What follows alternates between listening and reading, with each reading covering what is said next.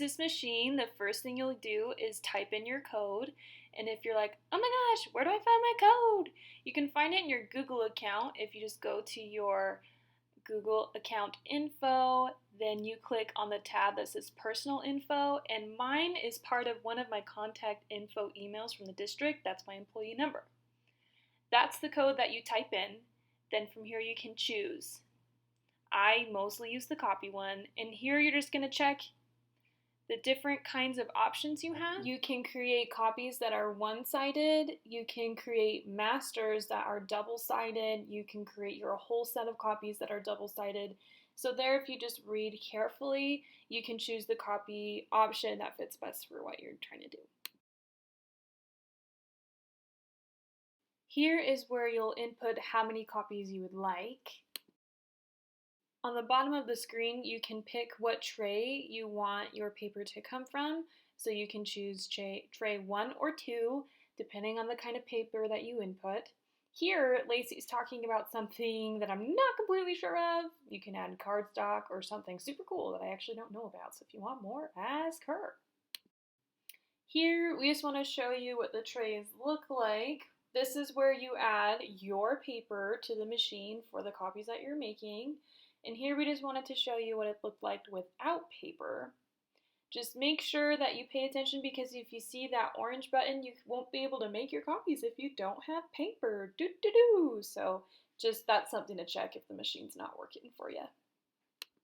And while we're talking about paper, you should know that when you're done with your copies, the paper that gets left in the machine gets used by teachers like me. So if you don't want to run out of paper quick, make sure that you keep track of your paper. What you bring in with you is what you should bring out with you, you know?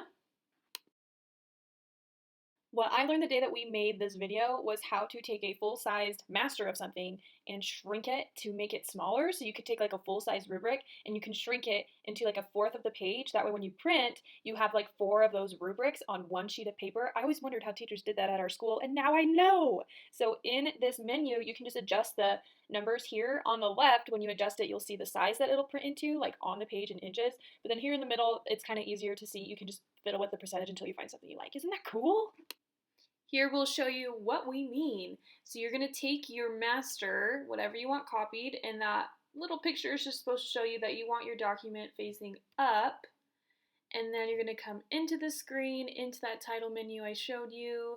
Lacey's going to adjust it to, I think, 64%, that we're going to press OK. Then we press 1, because we want 1 copy. Then start, and then you'll see the machine will suck it up, spit it back out on the top, but then the document where it's now shrunk comes out here on the bottom. Isn't that fun? Now we're going to show you how to insert masters through like the tray that opens up. You're going to face your page down, make sure it's aligned there on the corners. It says 8.5 there on the top.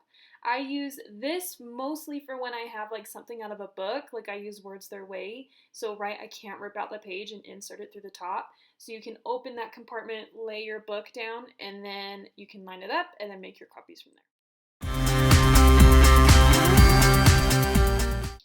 This is our school laminator. Whatever you want laminated, you just leave here on the shelves. The aides will laminate them for you. This is not to be used by teachers or by people who are not trained specifically by Danae to do it. Before I tell you about my favorite machine in the workroom, let's just appreciate the face I'm making. Okay, cool. So let's say you have a pile of papers that's just a mess. Instead of wasting your time and straightening it out, you can put it in this cool doohickey. Turn the switch on, it'll vibrate, and it'll align all of your papers for you.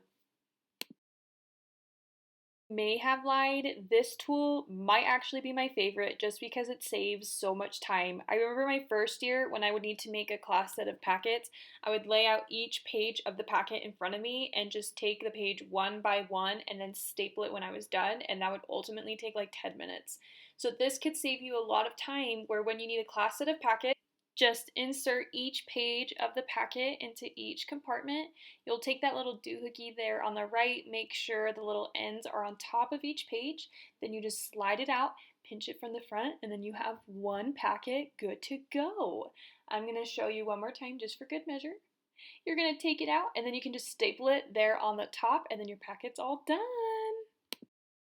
And these are the spiral bound makers where you can take your workbooks and get them spiral bound so they're easier to flip through, or you can make student journals. The aides typically make these for you if you just ask.